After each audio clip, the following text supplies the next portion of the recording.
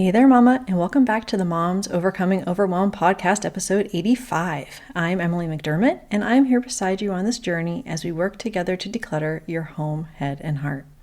Well, as we are looking forward to the end of the year and the start of 2024, today I thought I would do something kind of fun and share the 23 things that I have learned about decluttering in 2023. Now, obviously, I've learned a lot more than that over the course of my almost 10 years of this minimalist and decluttering journey. However, I thought that this would be fun to share my top takeaways in hopes that they would resonate with you. So, what do you say? Grab that notebook and pen and let's dive into today's episode.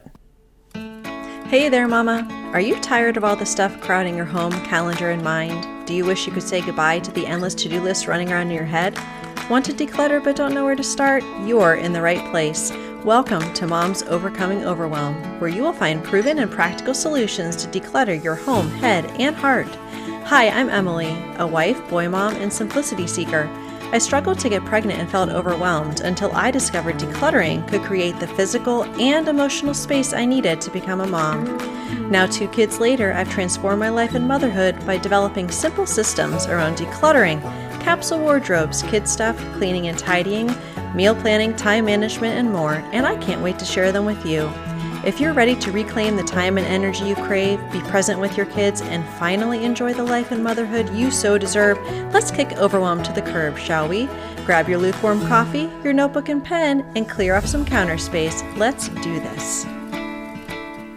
Just a reminder that we are in our last couple days of our giveaway, and you can go ahead and check out the show notes for more information. Prior to having kids, I wrote a book called Little One, got it illustrated and published, and it's a great gift for the little one in your life, or if you have a baby shower coming up or something like that, it would be a great gift.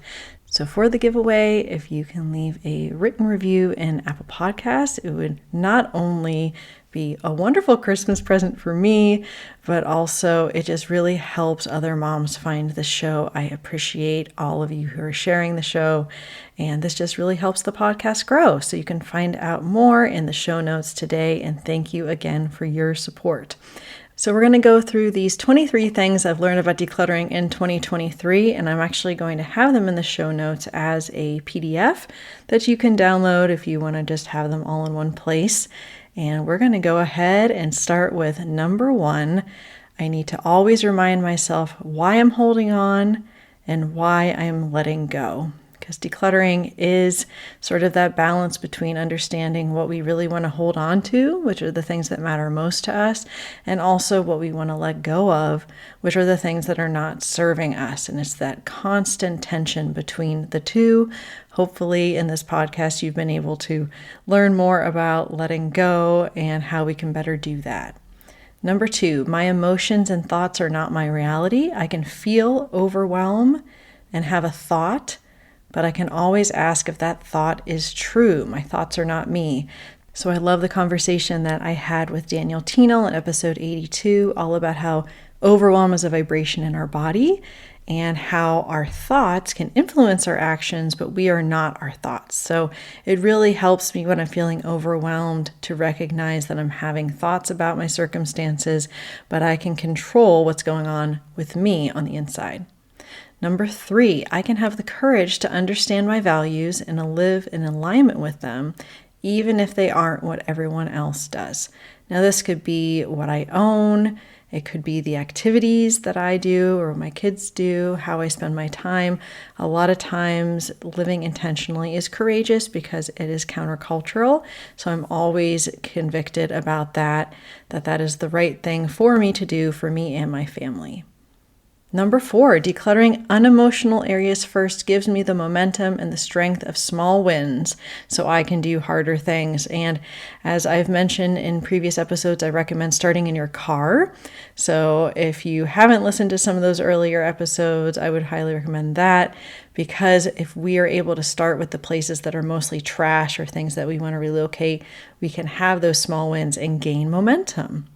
Number 5, artificial boundaries, including margins in my day, allow me to live within my capacity. Yes, we want to make sure that we're not doing thing and thing and thing and thing. Also, that we have artificial boundaries in order to keep those boundaries around our things that we own, that they're not getting overwhelming. I talk a lot about this in episode 6. So that is something I always want to remember. Number 6, what I model to my kids matters. What we own, what everything has a home, right? We want to teach our kids that. We want to teach them that tidying is something that we do, that we're a team. How I spend my time. Am I spending all my time on my phone? Am I distracted? What I'm modeling to them really matters. Number 7, if decluttering is decision making, then clutter is just delayed decisions. And so what we're trying to do is build those decision making muscles, which is what I'm here to help you with. Number 8, decluttering is reclaiming what is rightfully mine. Those precious resources we talk all the time about here, my time, energy, focus, attention. That is what I am reclaiming in this process. Number 9, once I have paid for something with my money, I don't have to keep paying for it with my time and energy. I can let go of the guilt about making that mistake and move on. And number 10, keeping aspirational clutter, which are the things that we used to do, the things that used to fit us. It just makes me feel bad about myself, so I can let it go knowing in a different season, I might be able to pick that hobby back up. I might be able to fit into clothes like that, but I don't have to keep them and feel bad about myself right now. Number 11, just because an item has memories attached doesn't mean I need to keep it if the memories aren't positive ones. An example of this in my own life is my high school yearbook that I held on to forever, then realized that it actually was evoking more negative memories than positive, so I let it go. Number 12, perfectionism and procrastination are two sides of the same coin. Not doing it perfectly often prevents me from doing it at all. So starting small and imperfectly is the name of the game in most things, including decluttering. Number 13, your loved ones want you to be happy, not burdened by their stuff. Let go of the guilt. A gift that's given to you out of love doesn't need to be kept out of guilt. This has to do especially with gifts from family, hand-me-downs, heirlooms, those types of things. Just remember, our loved ones don't want us to be burdened and miserable by holding on to stuff we don't want.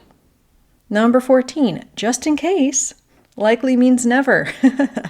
Instead, we want to focus on the just for when items, those seasonal items that maybe we're not using right now, but we will in a different season, and being really realistic about what we actually use and need.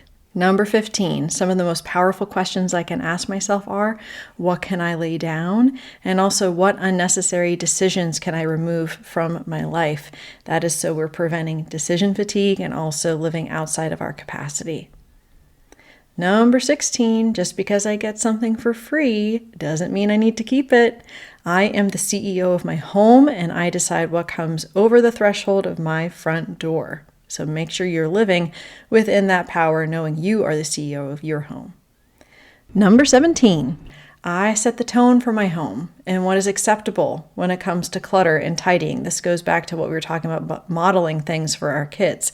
So if we have clutter everywhere on the countertops, the kids are going to think it's okay. Your husband's going to think it's okay. So we want to make sure we're setting the tone by how we are doing it. And then clutter won't attract clutter if there's not clutter there in the first place, right? Number 18, you need a system around your stuff or else you'll continue to feel overwhelmed. Throwing things on the kitchen counter or the dining room table is not a system. You need a system around anything coming into your home, and I'm more than happy to help you with that in decluttering coaching. Number 19, clutter-free living is not a final destination. A journey, a process based upon small, consistent steps.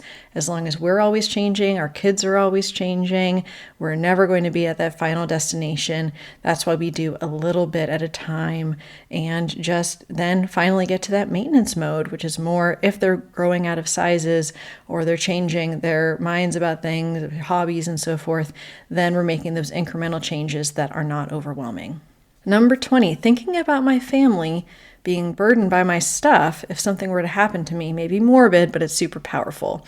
This goes back to Swedish death cleaning, that if I were to pass unexpectedly, I don't want my family having to figure out what to do with all of my stuff. So that is definitely a powerful motivator for me to declutter. Number 21, there is nothing that I can buy today that is going to make me feel better in the long run. Dopamine is fleeting. Peace that comes from a clutter-free home is better than any purchase. Number 22, being present with my kids is more important than sticking to any routine perfectly.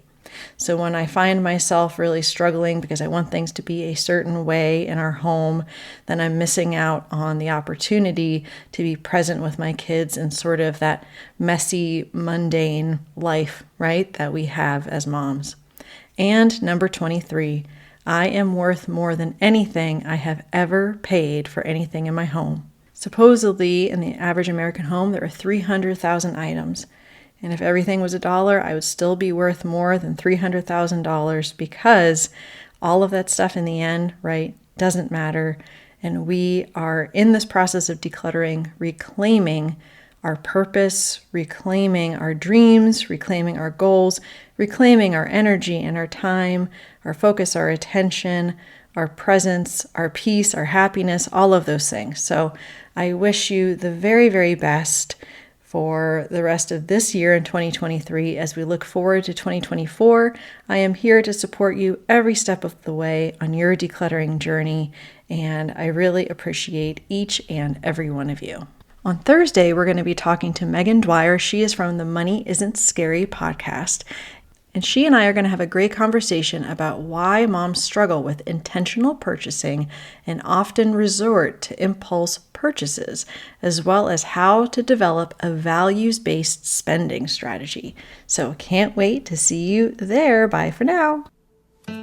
If you like today's podcast, here's what you can do. Just take 30 seconds to leave me a review. I know you're a busy mama. You're overwhelmed, in fact, but 30 seconds of your day makes such an impact. I'll be blessed by your words. They'll definitely make my day. And who knows, you might be entered for this month's giveaway. In Apple Podcasts, scroll down to write a review. Thanks so much for your time. I'm so grateful for you.